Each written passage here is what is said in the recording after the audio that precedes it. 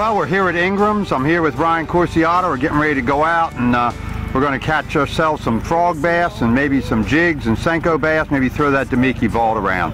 So we're going to launch this boat into the water and see if we can make a couple dollars, and we'll see you guys out there on the lake. Hi, Steve Unbrand here for the Bass College.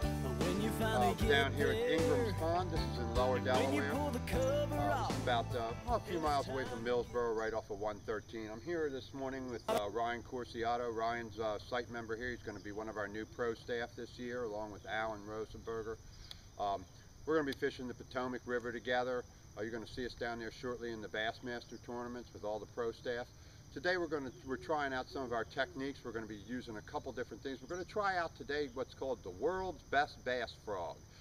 It's actually, the name of it is the world's best bass frog. I sent some out to our pro staff. We're going to show you how that works. You may have seen it before on videos on YouTube. Really cool, interesting frog. We just got a hit on one just now. We got a Spro popping frog on too. We're going to kind of compare both of those. The Spro popping frog is what they've been hitting down at the Potomac all over the grass, the matted grass and things like that. So we're going to throw the snag-proof frogs also to get ready for the snag-proof open, which we're in really shortly at the end of August. So we're going to see what happens. We're throwing these on 50 and 65 pound test braid. I'm using the new Sunline FX2 braid on mine, and Ryan's got Power Pro. But you have 65 or 80 pound on that. You want to make sure this is real gnarly cover, so that's what you want to use for that. I'm using a round reel. I have this on my heavy action 7.5 foot frogging rod, and you've got on what, 7.6 heavy, and that's the Extreme, which is real similar to a Corrado. But you want to use heavy tackle, heavy braid. Get these frogs out there. Don't be afraid to throw into the gnarliest stuff. Get back into places where people can't go. Now, what frog we using there? That's the Spro popping frog in the red ear sunfish color. Not bad, little guy.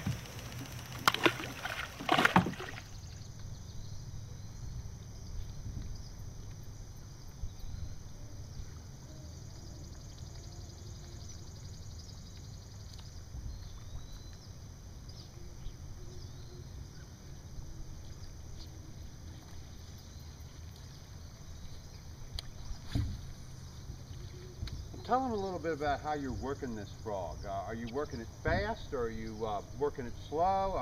You know, how has the bass been hitting that? What are you doing? I'm popping it pretty fast, and then they're hitting it on the outside edges of the pads right when you get out and you pause it for a second. Is really when they've been hitting it the best. But they will hit it back in the pads though.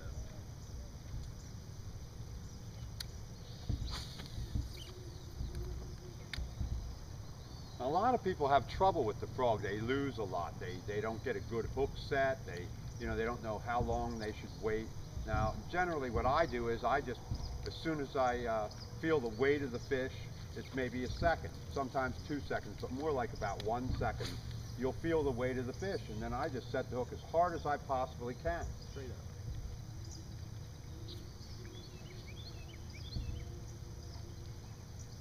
You'll miss a few every once in a while, because a lot of the times bass will just hit at it to try to kill it or smack it out of the way. Especially if it's on top of thick pads, they don't always know that that's a frog. A lot of times they think that's a bluegill that's dying, or some other type of bait fish up there that's dying on the surface. So they slap at it to see if it'll fall down in front of them, and then they watch for it. So sometimes you don't always get them right away, but generally when they're pretty aggressive, you're going to get them right away. If you just wait 1 second, feel the weight of that fish, and then really set it to them with that braid and a good 7 to 8 foot heavy action rod, you're going to get them. You want to keep that trolling motor noise down to a minimum. Use it just as little as possible. We turned off the sonar. In real shallow water, those sonar signals can really spook finicky fish. When that water's clear and shallow and they're pressured fish, you want to turn that sonar off. You don't want to really be using it in shallow water. It's not useful anyway. Even the best sonar is very, very useless in water that's 3 feet deep. It's just not necessary. So turn that sonar off. Get your water temperature readings, your depth readings, and then turn it off. Keep that noise down to a minimum. Now what we're using now is the world's best bass frog. This is the Ken Cook. You've seen his videos on YouTube. This is the legs. These are the extra skidder legs that you can hook on the back. They come along with it. That's the world's best bass frog. We're going to try that out right now here in this more open water here. It works really well for that. I'll show you how that works up close in a minute.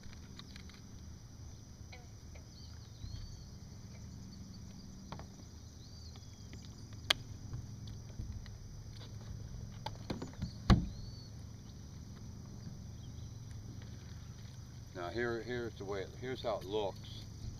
Hooks right through the front like this. Little rubber band goes over the hook. This is the world's best bass frog. Interesting action. Nice looking frog, really.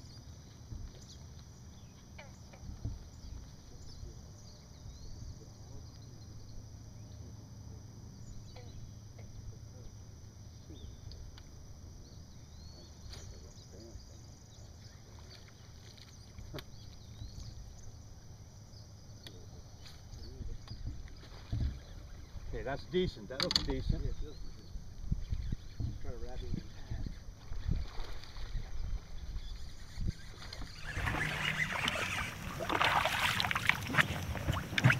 pad. Another decent fish. There we go. And you can see see what we're fishing in back here. Little creek channel runs all the way through it. You got pads on both sides all the way through. It's about 1 foot to 3 feet deep. Nice looking area. Now what I'm doing now is while Ryan's throwing the frogs, he's throwing the world's best bass frog, alternating between that and the Spro frog. While he's doing that, I'm throwing the Dirty Jig swim jig with the net bait pocket crawl on the back, imitating a bluegill with this one. In a minute, what I'm going to do is I'm going to throw the new Bang It jigs. Bang It jigs are really, really good jigs. Check them out on the site when you get a chance. Just go to our links section or in the forums and click on Bang It jigs. Really, really decent jigs. Oh, I had one there. Really decent jigs. I'm going to throw the Bang It jig next. They call it a grass jig, but it's just like the Dirty Jig swim jig. I'm going to throw that Bang It jig. I've got that on another rod over here on the other Curado on a 7-foot St. Croix. And we're going to throw that with a Zoom speed crawl on the back of it. So we'll see how that works in a minute. If they don't work, I'm going to switch up, use the Grandy Bass Mega Claws and put that on the back of it and try that. So you want to switch up so you see what they're hitting. You know, sometimes different baits work different days, different locations.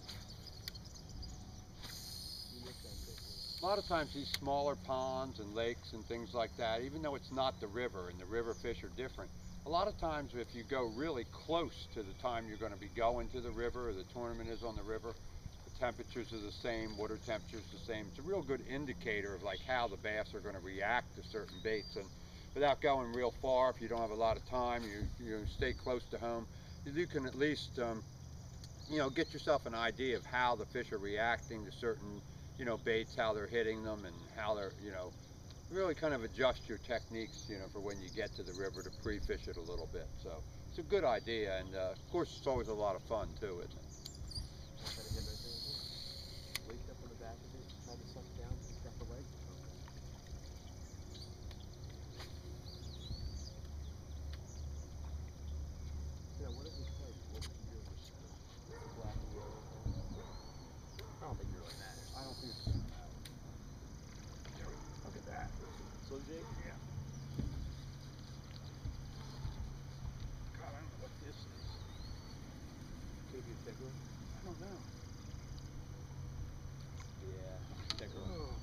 Whoa. That's a big one. That's a good pickerel. That's what you're after. Whoa.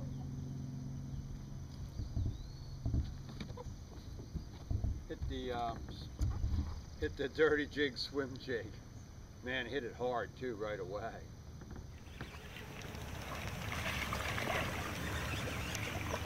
Oh, it's a pickerel. Is it a pickerel? Oh my God, a pickerel. Oh yeah, it is. It's a pickerel, huh? Look at the frog. Yeah, it's swallowed. It's not even visible. Now these bass are just slapping at the frog. Very shallow water, it's super clear. So we're wondering if maybe they didn't see the line or something. So right now Ryan's throwing a Senko. That bass just slapped at the frog and missed it. So he's throwing the Senko right back into where it just missed the frog.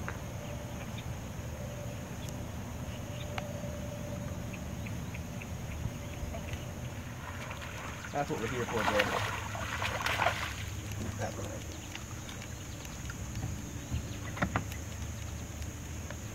Not bad. No, it's much better, huh? Finally. I hope they're good too.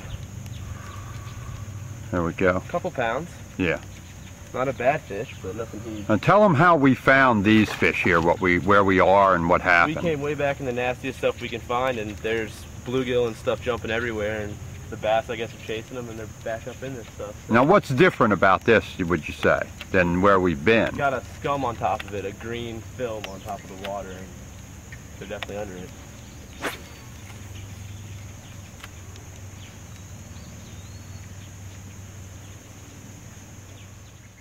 Yeah.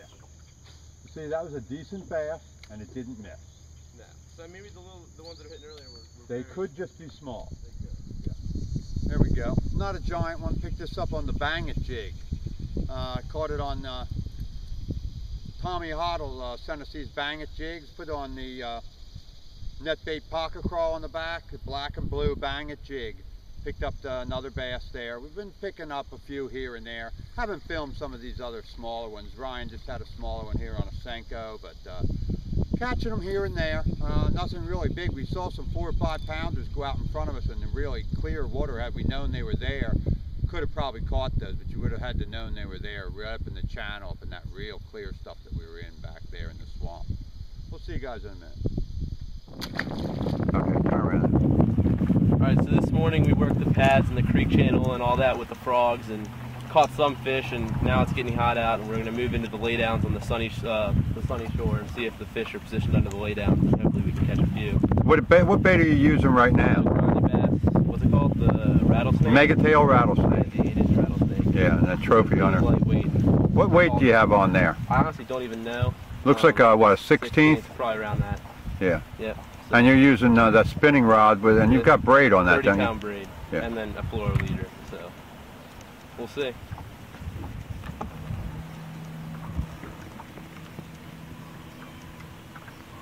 Little one. And there's shad busting out there, and we threw the Demiki vault out there on the same rod. I had to take the worm off, but she hit it right away though, so Yeah. maybe we're onto something. So what you did was you just looked for where those shad are busting. You can see them. There'll be schools of them, little balls of bait fish. You can see them out there right now. And no way, bait fish don't jump for no reason. So when you see bait fish jumping like that, you throw a rattle trap or that little Demiki vault. Now sometimes they'll be small like that, but you can weed through them. Sometimes there's a lot of fish that are bigger than that in there with them. See, it looks like nothing, and they're schooling out here over top of Milford. All right, we're going to get on out of here. The sun's up high. It's hot. It's 95 degrees again. Humidity's really high. It's only about 10:30, 11 o'clock, but we got things to do. We're going to go hit some places tomorrow morning real quick for a couple hours to see how these Demiki vaults work in some different lakes around here. And then maybe Thursday we'll be able to get out to Red Mill or the Millsboro, one of the other ponds around here. There's a couple places we can try. And we'll see you guys then.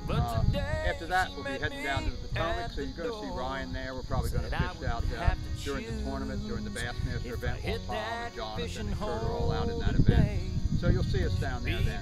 So until next time, this is Steve Von Brandt for the Bass College, and this is Ryan Corsiato, and we'll see you down on the boat. I'm gonna miss her when I get home. Right now I'm on this lake shore, and I'm sitting in the sun. I'm sure it'll hit me when I walk through that door tonight.